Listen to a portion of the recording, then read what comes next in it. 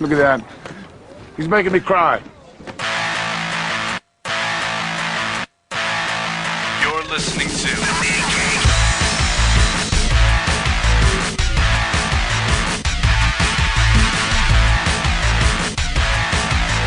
Comics Podcasting on the edge of civility.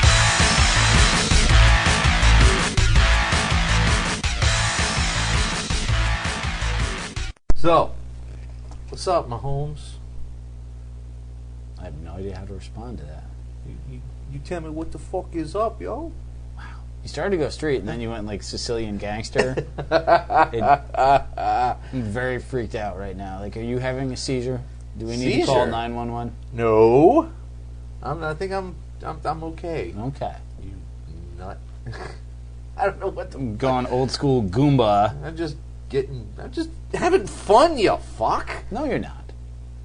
I was until you told me I wasn't. Thanks. Are you enjoying yourself for defining my reality? And yet I was able to. Oh. By saying it, I made it so. Oh. Like, I am literally your god right now. I say something and your mood changes. I hate you so much. Because you can't argue it. No. You want to argue it. I suppose not. You're like literally thinking about deleting this and starting over so that that's not out there. No, that's too funny. I am like a lord unto you.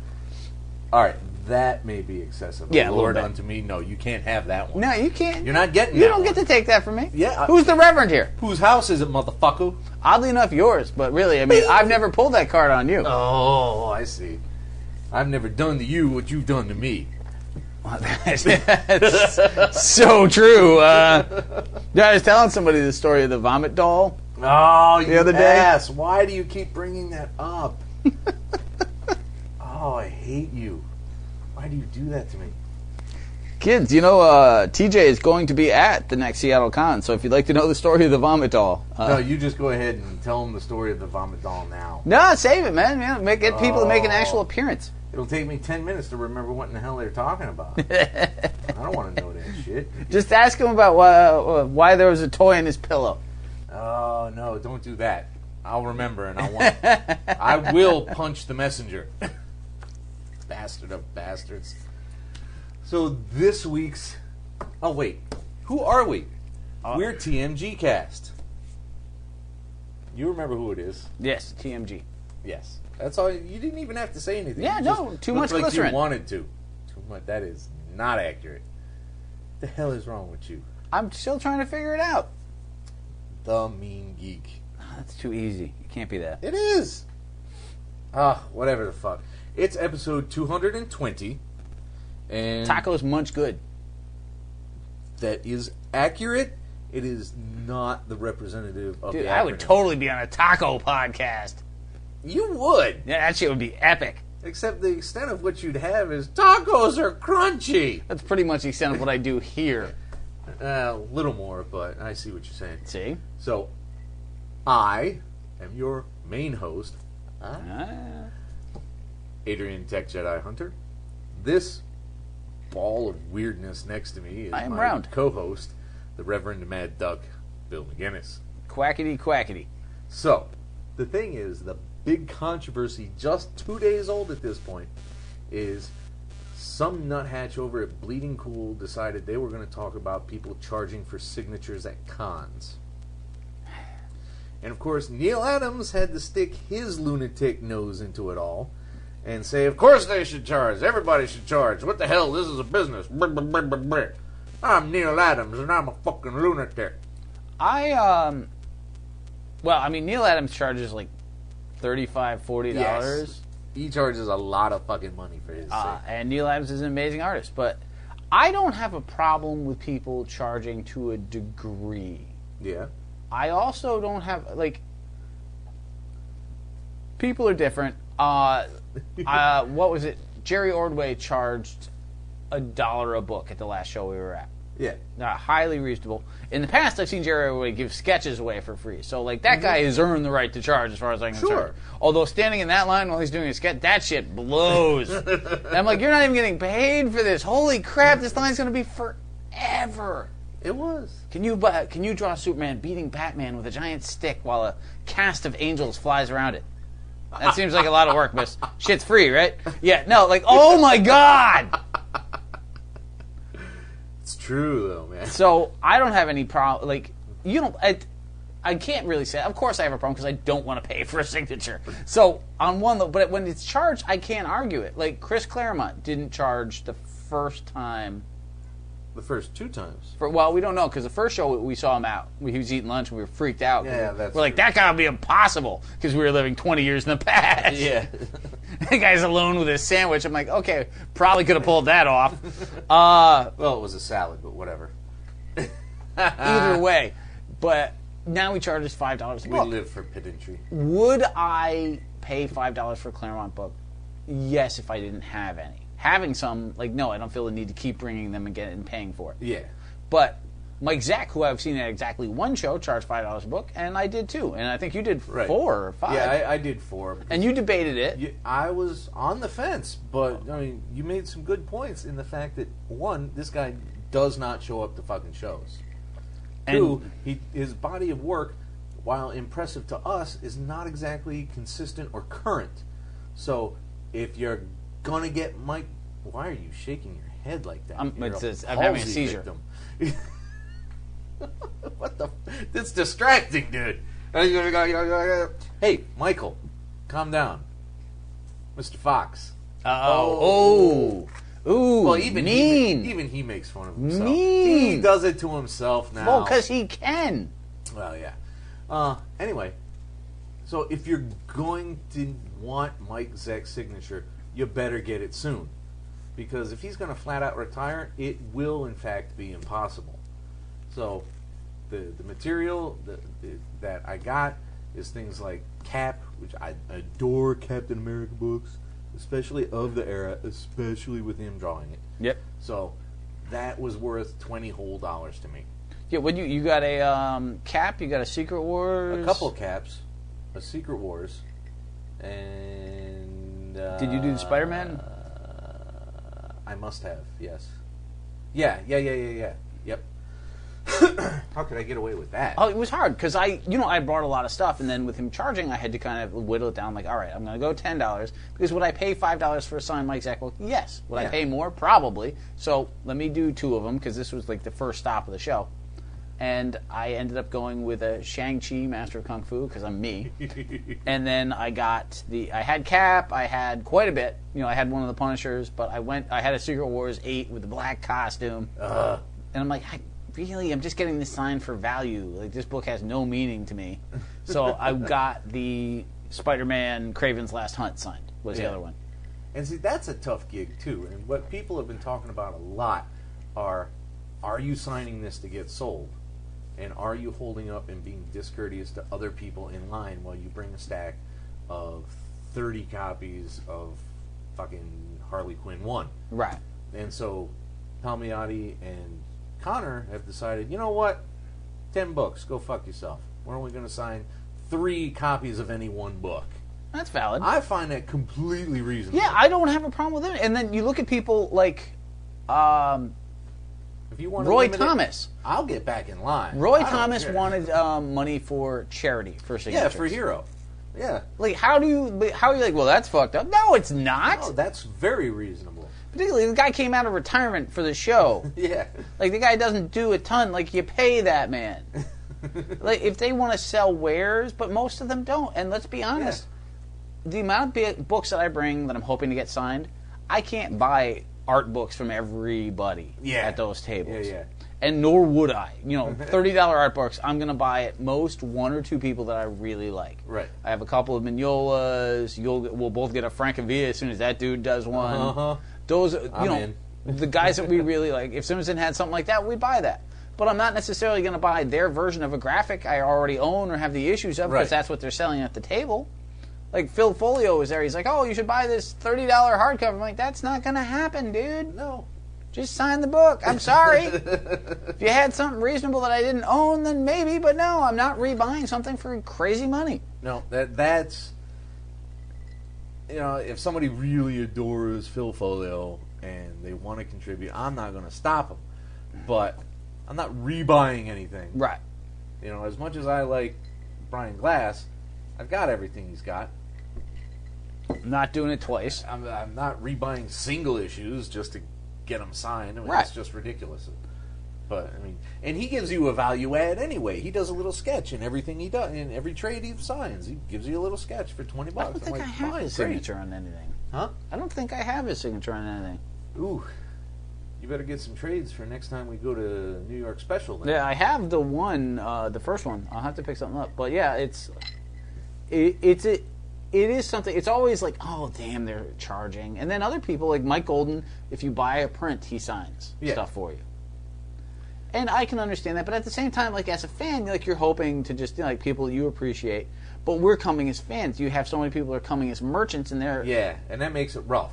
And sometimes it's really clear that they're there.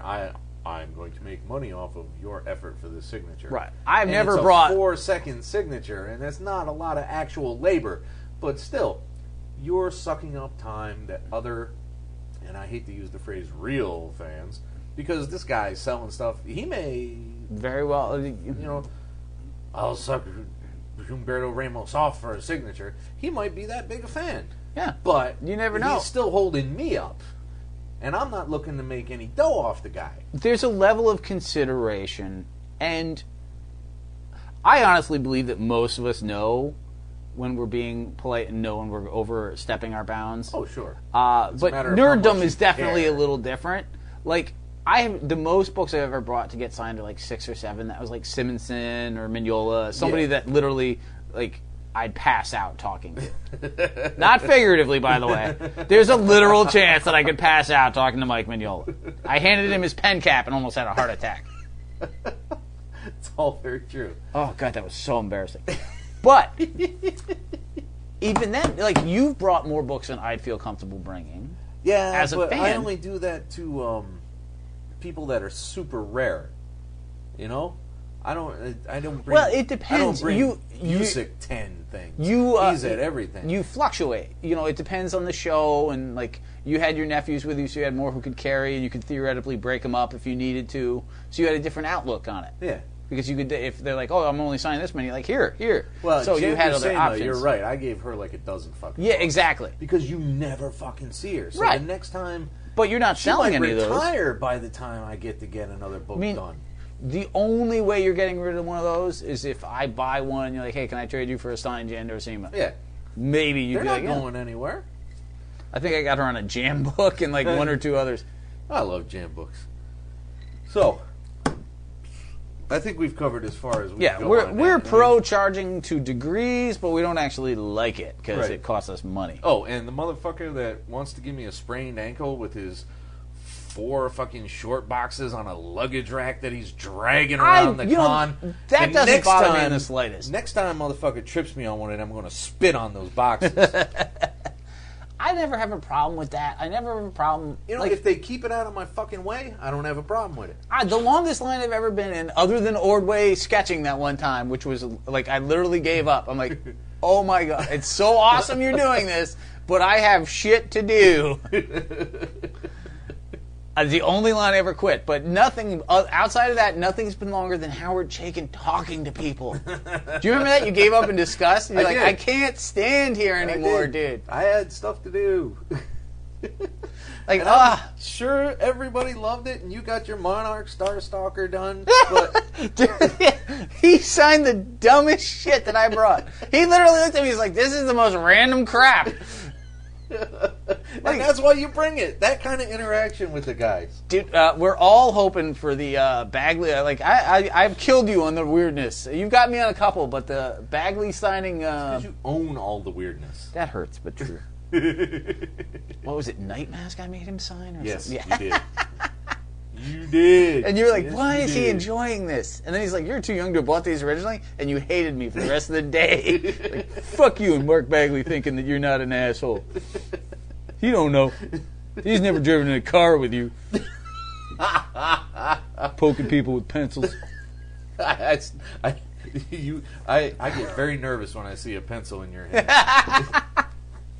Anyway... Let's talk about some Marvels all the way back from July. Now that there's no opportunity for spoilers, Yeah, well, you know. I hate those fucking guys. I love that we're a spoiler podcast that records so late that we can't spoil shit. Yeah, well, I'm going to talk about what I'm going to talk about. You know, when it comes out is irrelevant. Amazing Spider-Man 19.1. So, I remember reading this before you get into this. I'm like, why the fuck did we get a .1? Like, we never get .1s. This makes no sense. Well, we wanted to have that Jerry Conway flashback thing going on. Yeah, this so I was all annoyed with you, and then you're like, dude, you're the one who wanted a Jerry Conway Circus of Crime story. This was all you. So this motherfucker is my fault, and I was pissed. But it really it ties up quite tightly into current continuity, so there's not much we can do. No, it's well suited, although if you're going to do point systems, and I guess maybe if you bought all of the... First off, this is a .1. That's like the 7th part of the previous points. Yeah, it's dumb, so, isn't it? Fuck off with that. Like Spiral... Spidey 19.1 is Spiral Part 4. What? It doesn't make a lot of sense. So, there's Watanabe backstory, which I really wasn't concerned with. Well, you hate Wraith, so like her backstory is not going to help you. You hate her more than I do, but I'm not. I would happy debate with that, but you know, yet another pointless vigilante in the Spider Universe. Mr. Negative is offering a partnership to Ringmaster, which is kind of amusing because anybody who thinks that Ringmaster is going to help them out, dude. Yeah, well, I'm literally supposed to believe like. And this is kind of why I wanted this book in my head, because Jerry Conway used to write like classic Spider-Man. Yeah. But apparently he thinks that he's still like there, because the Ringmaster has not been a player for like ever. Yeah, but it's nice to see characters like Ringmaster get another shot. He doesn't get a shot though. I mean, does this feel like a shot, or does this feel like a filler? It's definitely a filler, but I mean, just reading the word Ringmaster on a page. It just makes me... Apparently I paid for the fucking privilege, so... Wow. I know, I was shocked too. You are both exuberant and incredibly unhappy right there. You know... Wow. What is wrong with me? Now, the whole time, Negative has been feeding Watanabe crime info. And the next caper they're going to have to take out, go to, rob, is a tech fair where a circus of crime steals a watch. No, they don't even steal a watch. They try. They no. Want to steal. It's even worse than that. No. What are they there for? They're there just to commit crime. Meanwhile, one of Mr. Negative's henchmen is stealing the valuable watch in the middle of it. The only thing at this place worth taking is a watch worth millions of dollars. It's jewel encrusted. No, fuck. Like, again, 1970s. Hi, Jerry, how's things been? Well, you know, more basic crime. Yeah, true. You know? But at the same time, like, even the Ringmaster's not even there. Let's get the wallets. No, we're not looking for watches. What's wrong with you? It's nice to have even one issue where the entire fucking city isn't at stake. That's so true. I will totally agree with that. But, like, I want a Ringmaster story, not it like... It would be nice. Not just... Oh, hey, you know, let's take out another of our rivals, the Ringmaster. The Circus of Crime is a major New York. No, it is not. It is, at his best, the Ringmaster has never been a player. Like, this guy robs fucking wallets in the Ozarks. That's his job. Wallets in the Ozarks. That's crazy pants. That might be the title. This guy robs wallets in the Ozarks. There you go. So, over in A-Force 2... Oh, we're done. All right. Yes, that's fine. Isn't that plenty? You know, here's my other piece with it, though. First off, it's so stereotypical. Like, oh, here's a vigilante. Yeah. Here's a mob boss. I'm going to feed you information. So you take out all my rivals and move me forward. Oh, you screwed up and somebody got hurt. So now you can't even be a cop anymore. Now you're just a straight vigilante. Like, Spider-Man was barely in this goddamn thing. I buy Spider-Man 7 times and never. And I buy an issue and he shows up for like 4 fucking panels, like swinging by like, hey, Wraith, good job. Fuck. What are you going to do? You can deal. It's fine. I'll live. Really. Over in A-Force 2, Nico takes the mute starry blue girl home as the team investigates some portal that came up. Loki shows up and insists that the blue girl see Jen, when another portal, really, this is the portal issue, apparently. Hey, it's a very popular video game. Whatever. Opens and a Sentinel starts a fight. When that's over with, Blue Girl sends Jen to yet another portal to a devastated New York City. They don't understand what the portals are. So when they find out it's from, tiny Captain Chick Cosmos there, they use her as a travel buddy. So I followed it fine. I thought it had a good grasp on the characters. Who is Nico? Nico is over from, that's the Morrison X-Men days. Is it? I wasn't sure if it was that or if it was from Avengers Academy or one of those things. She might have been in there too. Let's take a quick break. So yeah, she's from the Morrison X-Men run. Okay. I'll take your word for that. I don't recall her. So what was your overall thoughts on this? Competent, but not exciting. Here's my thing. First off, I don't care if you're a superhero. Don't take giant cosmic people home as pets. Your mic is down in your shirt, dude. Don't take giant cosmic people home as pets. Yeah, like that's just ridiculous. Yeah, come on. Totally insane. It's fine that they have character. It's very passable. I enjoyed the art a great deal. Yeah, they're awful trusting of this random blue starry girl. Well, only one nowhere. person. But, they all live under doom, so everything sucks anyway. It's like, fine, there's a new person in my There's house. not much that can be lost, really. Right. It's like being in prison. Like, if they had another cellmate, you just hope that they don't totally blow. Like, Yeah. or maybe you do, depending on how long you've been in prison. At this point, I'll go to prison. Oh, dear. Hey-oh! Yes, because you'd totally be the catcher in that scenario. You know what? You take what you can get, right? So, anyway, rapidly. It's like I said, it's competent. It's not exciting. Would you read an A-Force book based on this? Well, this is an A-Force book. This is a temporary Battle Worlds book.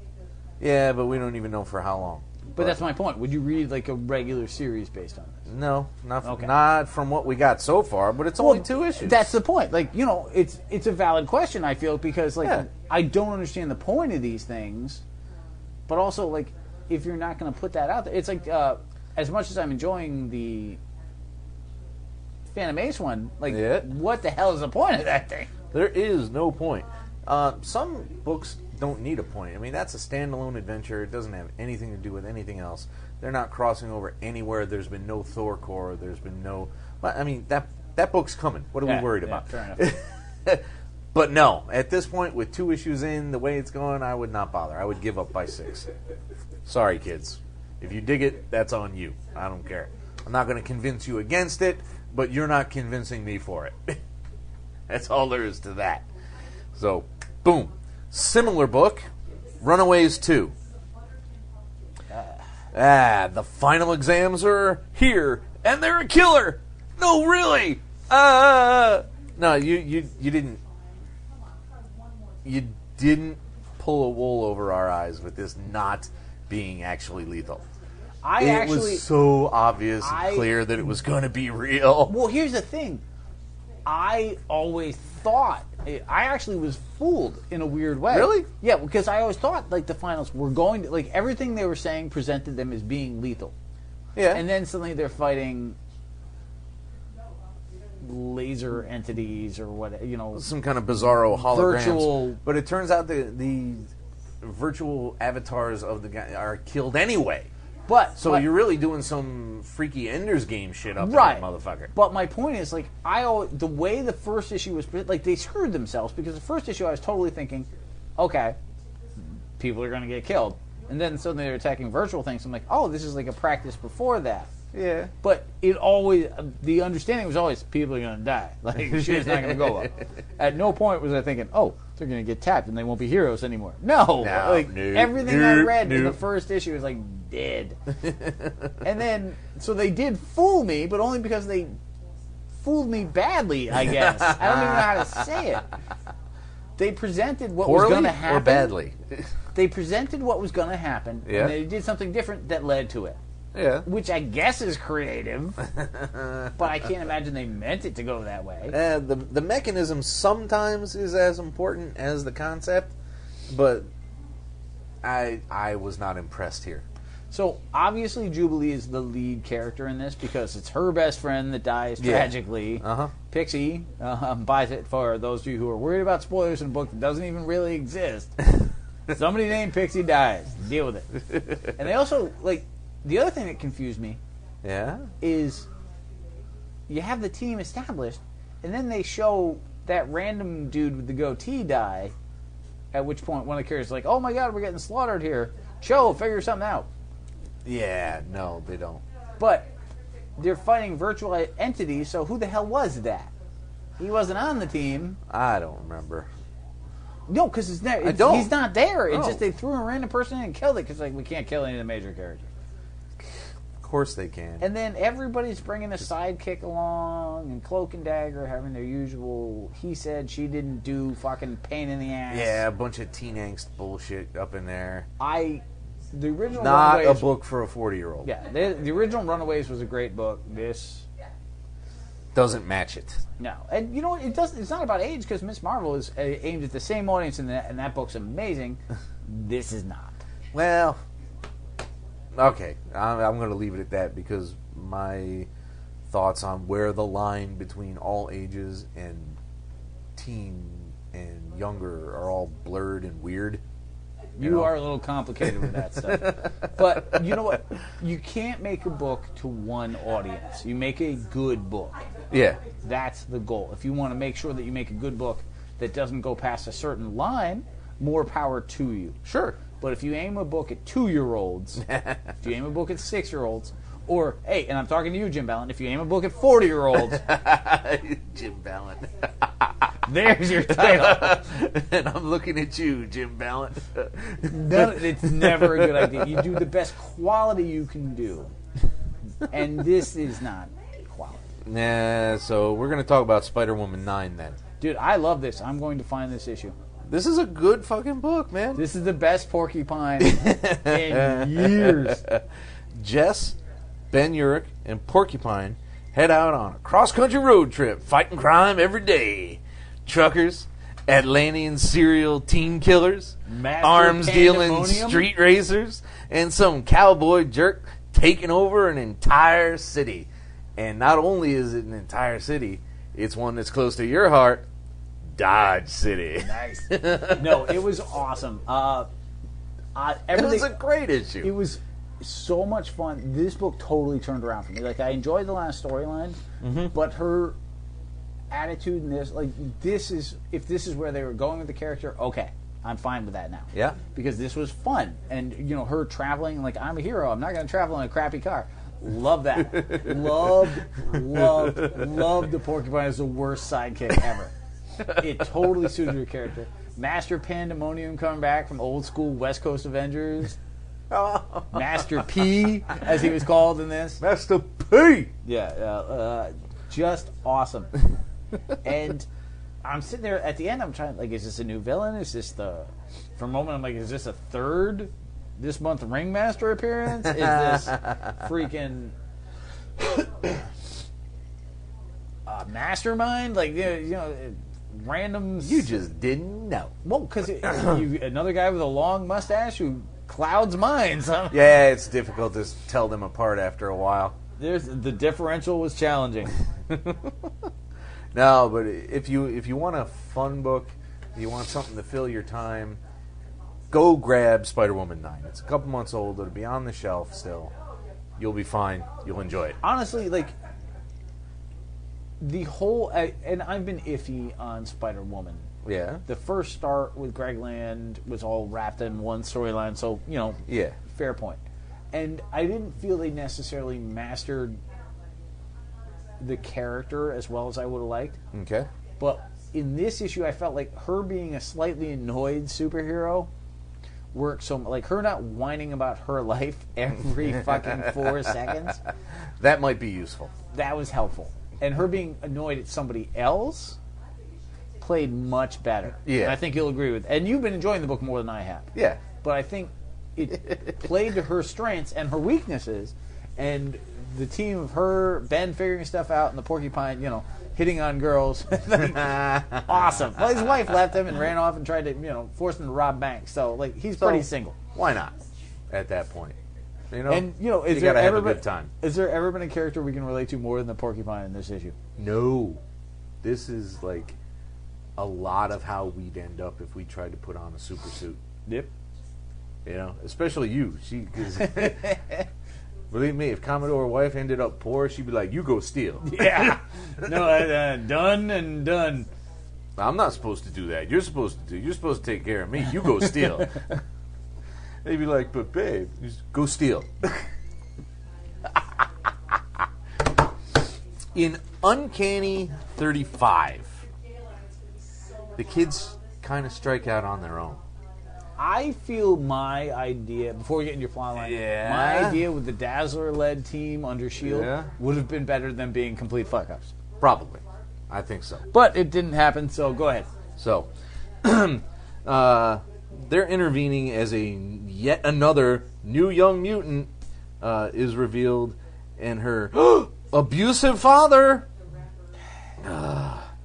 Goldball, makes a jackass out of himself and gets on YouTube. And that goes viral, and he's getting talk shows, and eventually he gets out he's a mutant, and the world collapses in upon him. Was he really being a jackass, or was he just, like, being... He was being him, but he's a bit of a jackass. He hits people with his balls and yells "Gold balls." And, like, guys, I'm not being crude. That's what happens on the page. Yeah, I can't control... There's no other way to say it. Remember, this guy creates gold balls out of literal thin air and hurls them at people. That's his power. I thought this was well written. I did. Yeah, well, finally he realizes they all realize the stakes, really.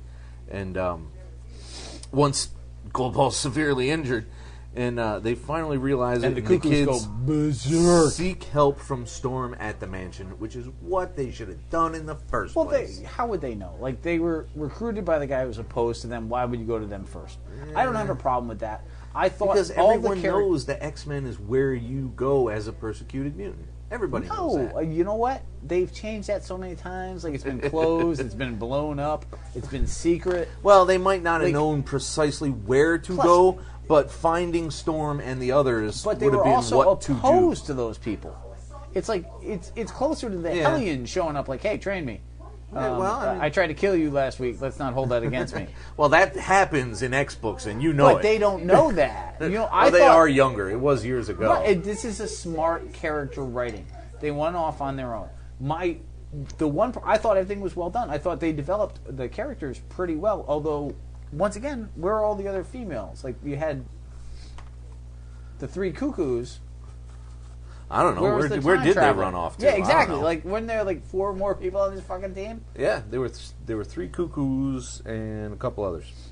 So here, however, is my big issue with this.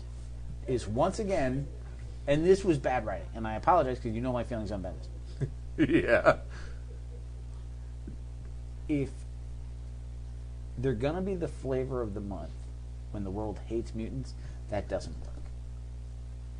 I should think not. And yet, once again, it did. Like, oh, here we go. Ba-da-da. Oh, everyone loves Gold Balls. He's popular. He's on TV shows. I'm making, But because nobody knew he was a mutant. No, but that's not true because it was resolved by his parents that he was. And then he's on all those shows. Remember the phone call. All right. You say so, I'll believe you. I mean, the time... I don't remember the time frame being like that. But... Either way, like, if he's doing that magically, like, let's say you're on, David Letterman or whatever he was supposed, the Today Show. Yeah. Whatever talk show. Making magical gold balls appear. Yeah. Wouldn't mutant be the first thought there? There's no... In this world, it ought to be, sure. Exactly. So it would have been addressed. He wouldn't have been all over time and freaking on television and all this. Like, he was a flavor of the month. I get that, and I thought they did all that well. But they're partying and, like, fighting villains. And first off, don't fucking be Claw. Like, oh my god, that annoyed the piss out of me.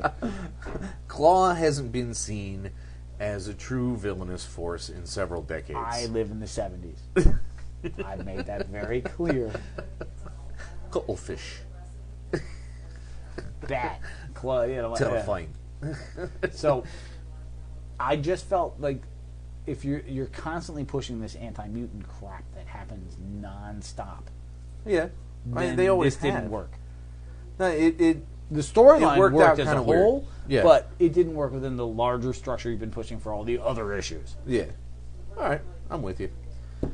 So, Where Monsters Dwell, 3 and 4. Yeah, we're not sure if 4 showed up in this or the next month, but it ended up in this pile, so we're doing it. Yeah, why not? So, Clemmie has totally joined the Amazons. Because why the hell not? You know, she's got a predilection for such does, in things, fact. and they like her and they hate him. Kauffman's her slave. He just doesn't get, however, how fucking far it all goes until he stumbles on 2 men trapped there for 6 months being Drained. donors. Yes. And we'll let you figure that out if you ain't reading this fucking book. He tries to fight for his freedom, but his And theirs, to his credit. oddly and enough. the other guys, it's true too, but he's roundly kicked the shit out of, and then set up for losing his dick, which is kind of ironically I'm going to let you run through 4, and justified then we'll... in because he made that other guy lose his balls, so it's He also sent his pregnant princess girlfriend to the Dung Island for the rest of her life. that's right in the Yeah. very first issue. Yeah, Yep. he's a douche now. Yep, he needs. But you go right into 4. He and then needs we'll some chat. kind of consequences. In He's there. not going to get them. Almost. So, in 4, we pick up straight after the threat of dick loss, and Clemmie takes pity on Kauffman and has him banished for stupidity rather than taking off organs. He stumbles in on the pygmies again, which are kind of humorous and also kind of grossly, weirdly, uncomfortably racist. But it's fucking Ennis, so there's no way around it. You just have to acknowledge it and move on. It's a island race of pygmies. It's not meant to so imply close. anything else. But it's treated awfully crudely. I think, You know? I get your point, and it is incredibly crude, but the whole book is. I think you have to remember the book is set in the 40s. It's going for that pulp feel where it's a random race. Yeah. You know what I mean? Like And if Doc Savage met but- pygmies, they're not sitting there smoking pipes and fucking Well, sure. building high structures. But you and I, as consumers of much older literature than many of the people out there reading books, especially Garth Ennis fans, All right, fair enough. we know, all right, period, acceptable then, oddly enough, entertaining still, but we can't take this as role model-y shit. No, but then the giant blind, like the whole thing is laughably ridiculous. Yeah. Like you've got tiny little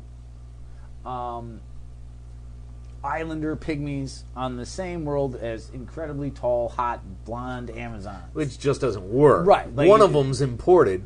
Why are they imported? Just monkey dumb. And there are dinosaurs walking around, like... Well, that's because it's Monster Island. That's Exactly, not- yeah. But my point is, like, none of this... Like, the logic left the window a long-ass time ago. But he escapes just as the raptors attack, and he saves all the pygmies with the plane's machine gun, which was kind of fun. Because when is the last time? How often do you get to see dinosaurs shot to shit with machine guns? Not as often as I'd like. Well, not as sure. often as anybody. Is there anybody who likes comic books that isn't like Dying shit, yeah, for things? you know. Yeah, who wouldn't love that? Unless itty bitty whatever is your favorite, like this is, you're gonna lock down on that. Like somebody's shooting a dinosaur, I want to read the next page. He connives them into going to war with the Amazons. Who but they they're- do legitimately hate that. Oh, sure. But they're too smart and counterattack with a giant fucking shark. So you got how many dozen fanboy moments in the fucking 2 books? You have Kauffman sacrificing the pygmies to get to the plane. Like Yeah. he's an asshat of the highest order. He's a bad person. He's a very bad Like he's like Pope of asshats. Pope of ass. And it's unfortunate because, like at the end of the last time he wrote the Phantom Ace, he was a jerk who got slightly better by the end and figured shit out. But he's completely back to being a bonehead. Microphone.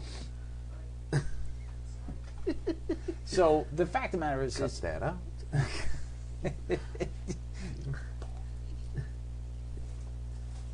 So that's a fun and weird book. yeah, it's very strange. I enjoy the book immensely. I love Russ Braun is a great artist. I know I bagged on him just for not being Cho, but I bag on pretty much every artist for not being Cho. So let's be fair about that. Yeah. So it's fun, but it's weird. It's over the top. It's mild, just barely this side of disturbing at points. It's Rifle Brigade. You know, Yeah. you're going to hold on to it. You're going to reread it here and Yeah, there. I'm not going to But mind you're it. probably not running out and buying a graphic of it No, after the fact. certainly not. So Silver Surfer 13. Let me tell you about this fucking book. I get it, Slot. I'm with you, Dan. Okay? You like Dr. fucking Who. That's great. Leave it out of my Silver fucking Surfer, okay? Where are you going with this? He's got all kinds of little tiny references and lines from Doctor Who episodes that unless you're on Twitter and a bunch of fucking Doctor Who people follow you, you would never know. Okay, because I didn't get any of this. Yeah, it's all fucking in there, though. Unless the Silver Surfer showed up in a friggin' police box with a scarf, I would not get that. And I don't want to see that. No, I don't want to see it either. You need to leave me alone with this shit. But there's reference after reference. There's timey-wimey shit is in here. And there's a Dalek reference in there somewhere. What? And yeah, isn't there? Is your microphone on? Yes, my microphone's on. Totally confused. I thought I liked the sweetness of the trying to figure out let's go home slowly and visit. And the Silver Surfer has friends. There's nothing wrong with that. And the invitation to the birthday party was pushing a little bit, and the ice cream planet. Maybe. Yeah, a little bit. It's a very silly book. Well, eventually they see the Never Queen, who is in trouble because Hickman's incursions have destroyed the future. They escape outside of reality, where they find Doom has taken over. And they meet Glorian and Zek, who plan to recreate reality. Yeah, Glorian is a gold version of the Silver Surfer, and his polite, humble robot Z, or... Oh, is that what that is? You know my writing. Yes. They want to recreate reality. Good fucking luck. You know, it's interesting to see old school Starlin-Era space ridiculousness. It's hard to relate to anymore, but it was hard to relate to then, It too. sure was. It was some dense, obtuse stuff. You had to be a drug-taking motherfucker to get down with that Man. stuff. It had to be like, where's my spliff? It's time for Spaceman Spiff. You like that? Yes, Spaceman Spliff and the reading of the Cosmos. You know what I really didn't dig, though? What's that? I know you liked it less. Fraction's Last Hawkeye. I Number enjoyed... 22. That's not what you said before the show at all. Because it was fucking insanely late, was the point I was making. There's the final conflict. There's standoffs, there's shootings, there's dead dogs, there's No, toothpicks there's in the wounded eyes. dogs. Fine. There's threats based on Russian revenge, there's fights, there's an amazing last 2 pages. Now, why the fuck did it take 6 months? I assume that's art-based. Here's the thing. There's a lot to like. I shouldn't say I hated it, but It's a great book. It's an anticlimactic ending. The Barney scam at the end is beyond awesome. yes. The second Barton brother proves to be a truly despicable, awesome human being. And Hawkeye's luck remains the same. Like, Hawkeye and Hawkeye teaming up is awesome. The Russian mime assassin fight was pretty cool. However, the whole mob thing just stopping pointlessly at the end, like, oh, nope, I've got the craziest, scariest Russian mobsters of all time. We're the villagers. We've got torches. Get out of here. And it just all ends. It was so bad. Yeah, like, so bad. I don't see the Russian mob just taking that. It didn't even resolve it. They just show up and it's gone. Yeah. That part was just glaringly like, what? I did like the last page where they were practicing in the basement. I like together the like whole that, thing. with The main thing is, like, the book was making such a huge deal about being 3 years. And what's the number on that issue? 22. Oh, my God. Yeah. Come on, fellas. You gave me Odyssey for this? Really? No. Try again, Matt. I love you, but you got to do better. I think that we're going to look back and look very fondly on the Fraction sure. and Yeah. AHA Yeah. Hawkeye. I really do. But yeah, 6 months. Come on. No. So let's go over to DeConnick's book, Carol Corps 2. Now, having rescued Rhodey, they need a doctor to help because obviously he's injured, whom they both cajole and strong-arm into keeping quiet. They're kind of like, but you could help us, that'd be great, or we'll kick your fucking ass. And there's all kinds of back and It's not forth even about that, though. There's not even a It's threat. a strong arm. It's a strong arm, but there's never a threat. It's just, there is a... DeConnick does this thing. I'm going to get so much death mail over this. Not every woman is awesome. But every woman in this book is presented as being beyond awesome. Well, you have a problem with that anyway. I don't like superpowered anything. Like, I like superheroes, but everybody should have a flaw. Everybody should be semi-realistic. And I think bad writing is when you're like, oh, well, it's the female character, so she's got to be better than everyone at everything. That doesn't make her a better character. That just makes her a caricature. Okay, I can see that. But the plan is, if you remember, they've discovered that there may be something beyond the sky. Right. So they have determined that they're going to take the rocket planes and penetrate that sky, with Rhodey noting that he had the same idea but over the water, since he lives next to Inferno, which is... Now, the Baroness knows, and she sabotages a plane and kills poor Helen. Oops. Yeah, it was definitely...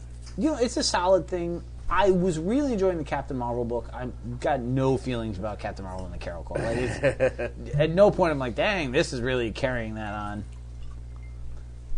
Right? It's just not on par with what I was hoping for. I don't blame you. It's true. It's true. It's not the best work she's put out. No, and I really thought that Captain Marvel was. So, Yeah. this... And yet, like, it's very feminine-centric, which is fine. I have no issue with that, per se. But the fact that they're all on the same page in a Doom universe, like, somebody should be betraying here. Yeah, there's got to be a little dissent here and there. I mean, like, this is closer to 1960s Sergeant Fury and the Howling Commandos. And there's a reason that book doesn't come out anymore. Because, no one... although they kill somebody, so they got them beat. But they took out Junior Juniper. what a name, man. Junior Juniper. Yep. Whatever. The one Howling Commando to die during World War II. Yeah. Although this Nick shit Fury's best friend Red also died while they were creating the Furies. happens. Oh, man. I know some dumb shit. So, yeah, I don't want to be anti-feminine because I think that they were doing such a good job with Captain Marvel in this. Yeah. It's just this storyline, like, no dudes on that. Like, you're not Amazons. Like, what the hell? Where did that even come from? Like, how does that fit into anything? You get a kind of cruddy A-Team vibe out of it too. A little bit. Because although... Do you know the A-Team is like the most sexist group of dudes ever? Like, George Papard used to, like, berate female guests. Like, Dude, I haven't... it's been 30 years since I've seen an episode of fucking A-Team. I don't know. I believe you. No. I was fucking 12. well, I this don't is from the remember that internet. I'm shit. pretty sure that wasn't in the show. Like, by the way, our lead It star probably hates was, women. man.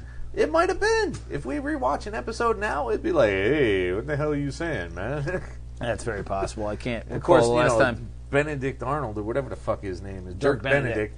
Benedict Arnold. Jesus H. Christ. He just bangs anything that fucking comes in his vision. That shit ain't proper. I actually... Doesn't? He's in space. There's allowances. Really? Captain Kirk gets a better allowance than this face man? Yeah, because it's Dirk fucking Benedict. Anyway, Wow. Worst debate ever. let's forget all about that and go over to the new Lemire Hawkeye, which is now at number 4. Now, there's two things, like all 4 issues, there's been two things. There's been an A plot and a B plot. And the A story is Swordsman training Clint to shoot and Barney to steal. The classic circus grift, pretty much, right? You get somebody to pick pockets or, cons, stuff like that. The circus does not live on the actual success of the circus. God, no. Clint doesn't like it, but he'll have to deal, as the boss kind of threatens him a little bit. But the swordsman, and this is why, and I talked about this last time, I love the swordsman character, because there's just such an awesome dichotomy. Like, he's not only being a father figure to Clint and encouraging him to be the best thing possible, But he's and doing like a not Fagin to steal, thing with and Barney. encouraging Barney. It's like, this is, so he's taking both under their wings in very different ways, and he's willing to fight his boss to protect Clint from being that dude. Yeah.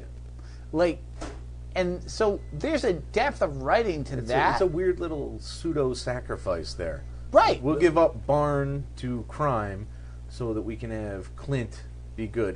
Because the other choice is have them both be crime. I don't even think it's that. It's like, I think the swordsman sees something in Clint to be encouraged and recognizes in Barney somebody who will do what needs to be done. The difference in character. All right, I is can what see the that. play. It's not like, it's not a Sophie's swordsman's choice. Take the older boy. No, it's not that. Let's just be very clear. Those of you who don't get that, I don't give a shit. You haven't spoken I'm to not Jeff fucking- Lemire. You don't know.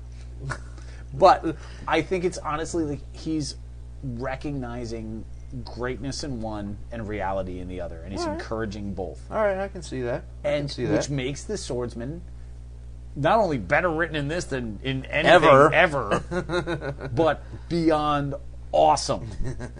Like, if he wasn't already dead, after reading this, wouldn't you want the swordsman to be a player? Yeah, absolutely. Like, this is Bring him around. Let's see Jeff what he can Lemire do. is such a good comic writer.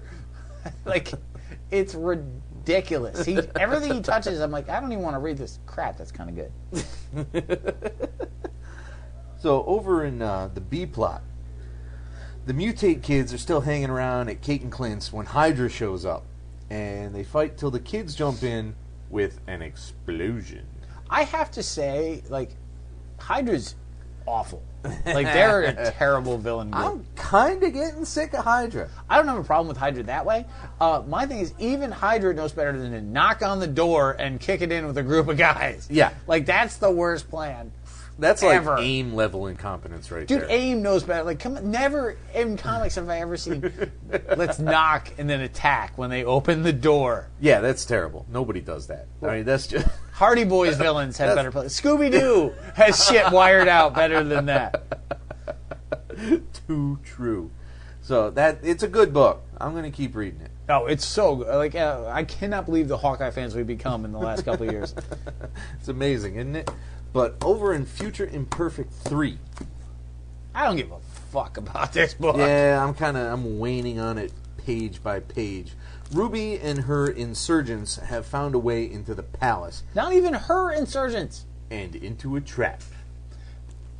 It's a group of She's insurgents. part of the insurgents, She and she's on the cover, so it's implied that they want her to be the focus. she is the focus, but she literally betrays them by accident because she's dumb. Oh, I just found the god Odin in the desert, so I brought him to you people.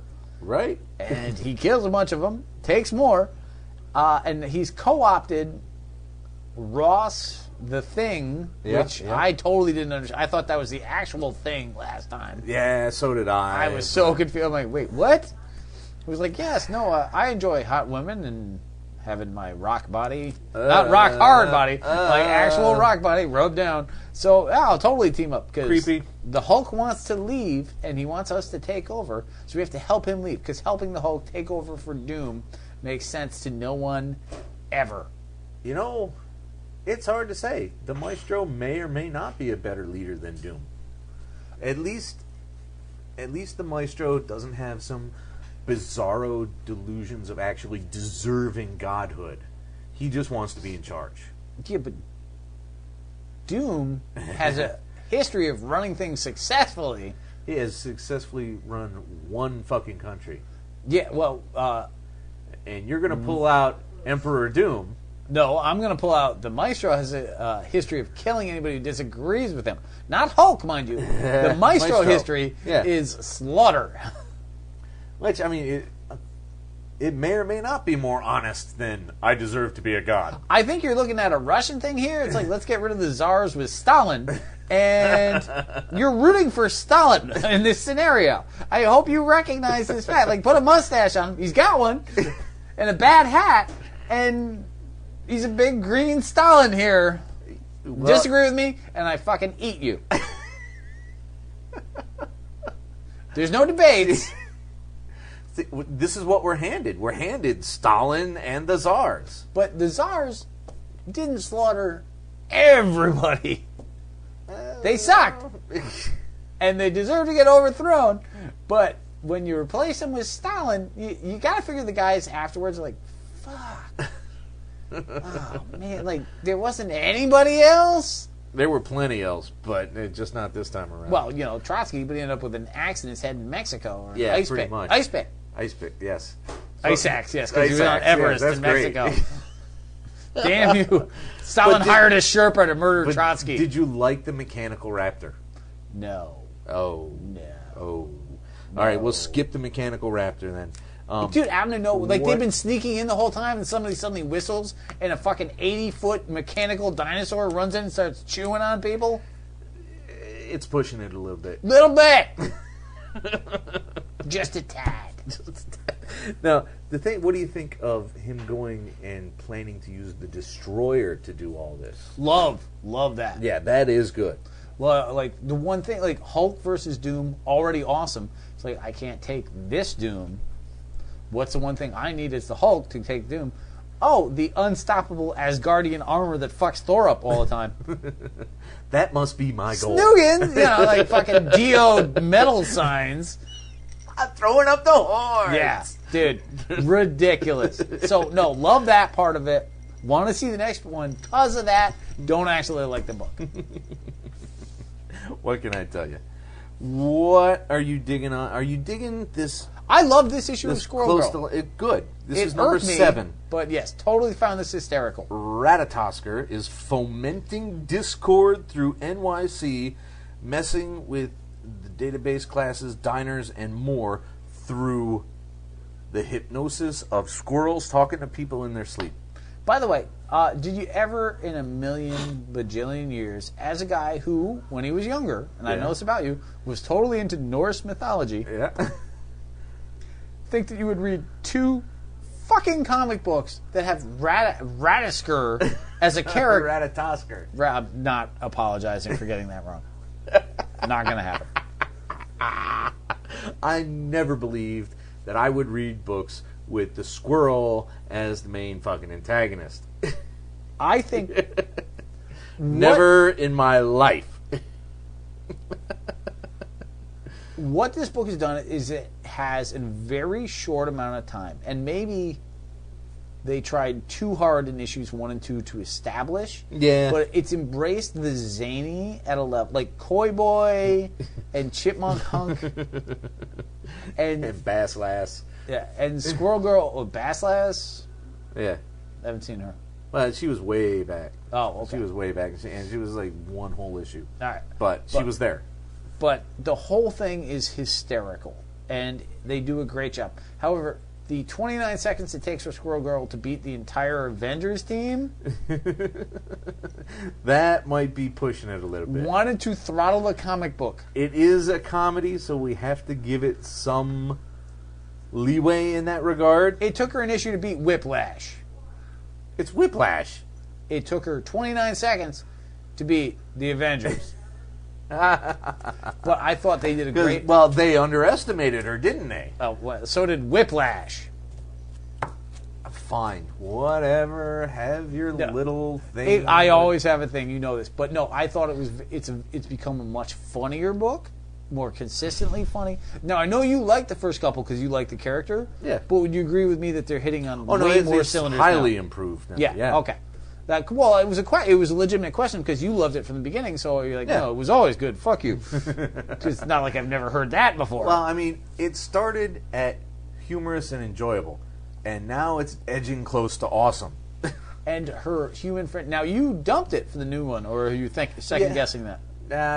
Well, if I do second guess it, it'll have to be in the stores because the orders are in. But you are now thinking differently. Maybe a little Is bit. it the same team? Yeah, it is. But, money. No, I totally get it. But yeah, this was a great issue. I thought the whole thing with the rat pretending to be a squirrel, and the moment where, how do you say it? Ratatosker tells the whole plan. It's like, are you expecting that of me? And she's like, other than your sarcastic tone, that's actually a really good idea of what you might have done. That was awesome. And then the moment where she hangs up on Thor, like, yeah, I'm going to meet you and your good kissing, not mom friend soon. Like, that shit was hysterical.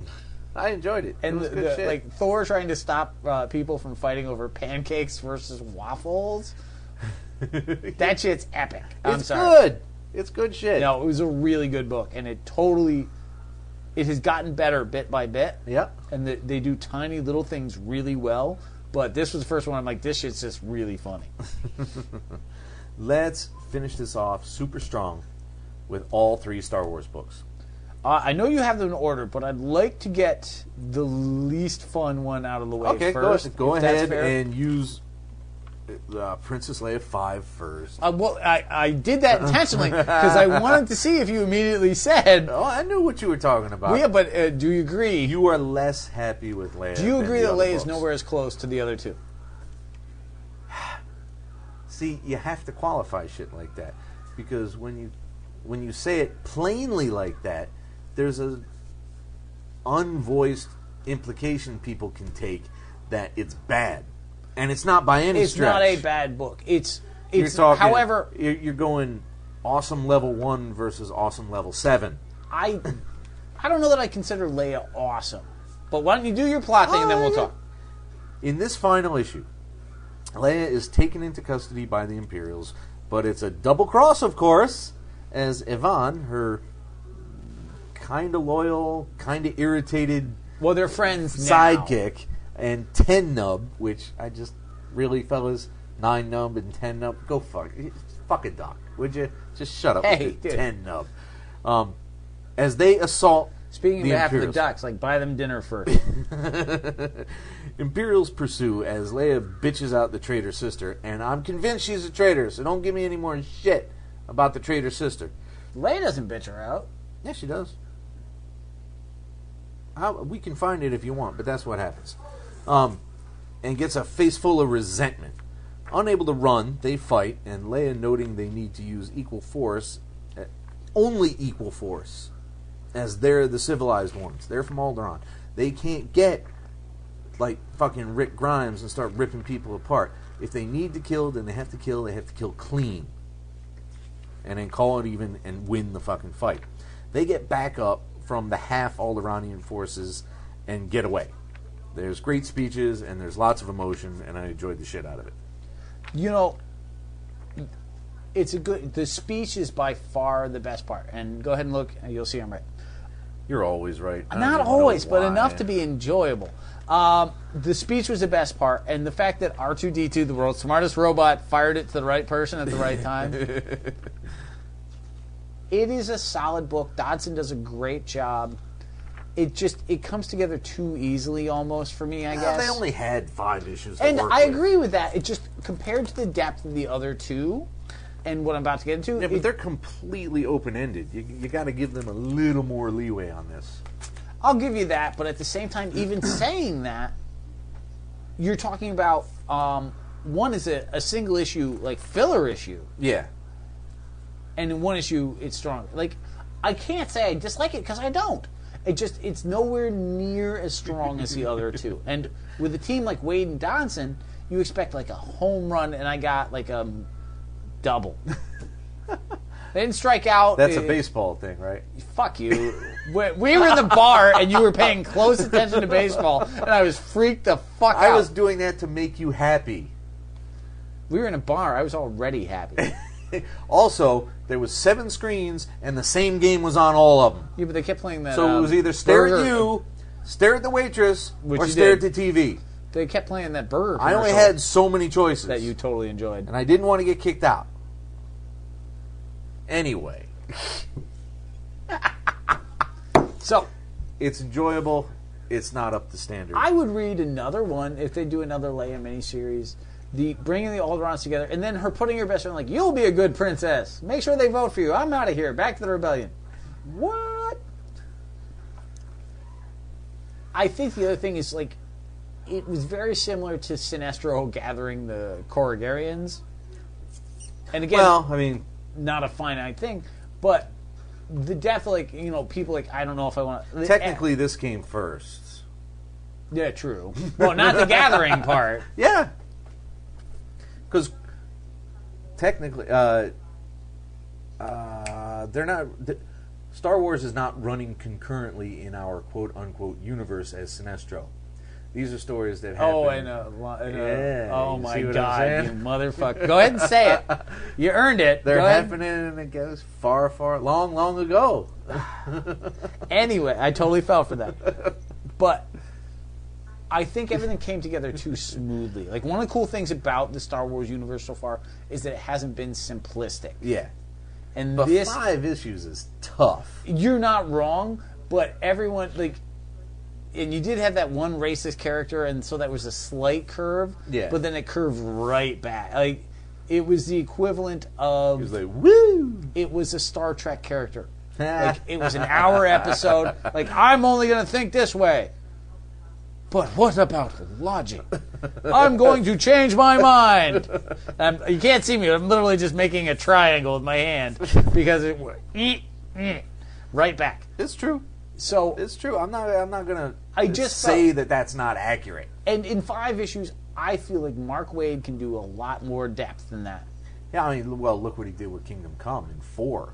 There you So- go. And so I But I he don't also dislike can't- it at all. He also can't stray too far from Leia's established character. And I'm going to make a He point would have about to that make in the next all issue. that stuff out Well- of all the other characters. I almost feel like when you look at Star Wars characters, who's got a really developed character? I'm going to, blaspheme a little bit here. Well, you can only find true development in the expanded universe. 'Cause Yeah, if you stick to go by the stories- movies, if you go by 6 films, well, they're all Who's got- Vader, Vader, because he has an arc that started from Vader and Luke. innocence to confliction to evil to redemption.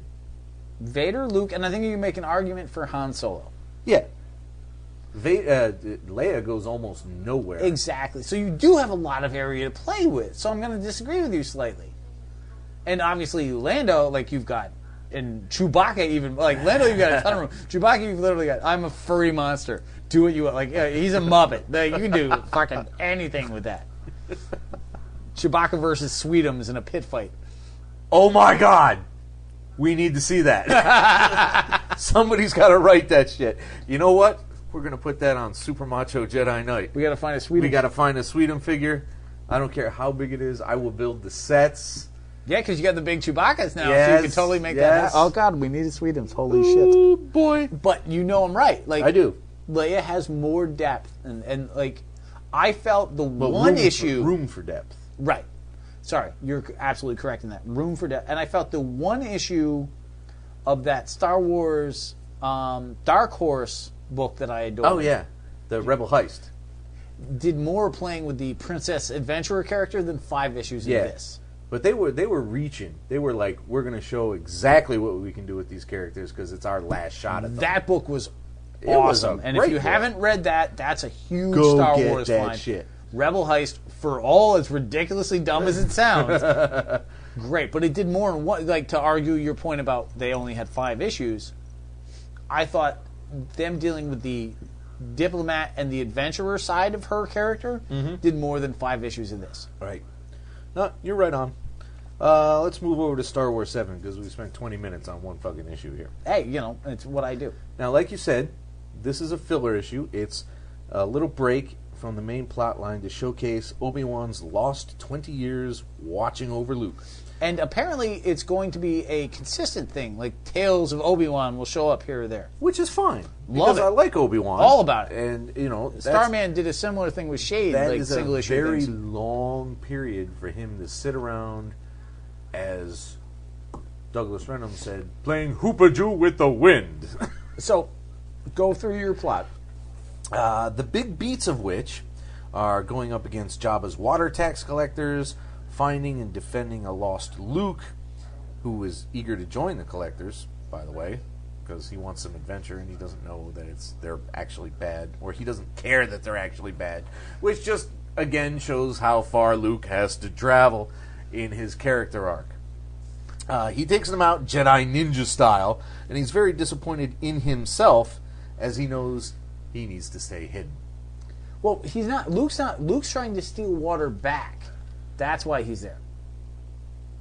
It's the farmer's water. There's a drought, so people are eager starving. to fight the collectors. Yes. Luke is eager to fight the collectors. Yes. Where the hell did I get join in there?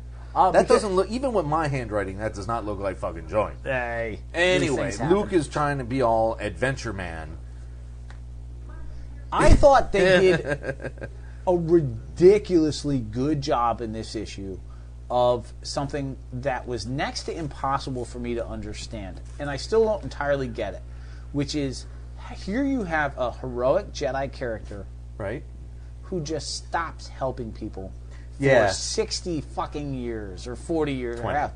Whatever. Dude, 20. based on what he looks It's like a mere, here, well, the desert will age you. but any way you look at it, 20 years of just walking by, and you literally see him walk by while a guy's getting basically robbed. Yeah. That had to really, really grate on his character.